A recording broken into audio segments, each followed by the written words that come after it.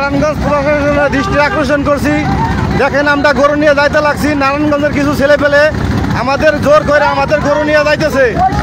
নারায়ণগঞ্জ প্রশাসনের দৃষ্টি আকর্ষণ করছি, আমরা নারায়ণগঞ্জ প্রশাসনের হস্তক্ষেপ চাই। আমাদের সাথে জোর জুলুম করে আমাদের সবকিছু ছিনিয়ে নিতেছে।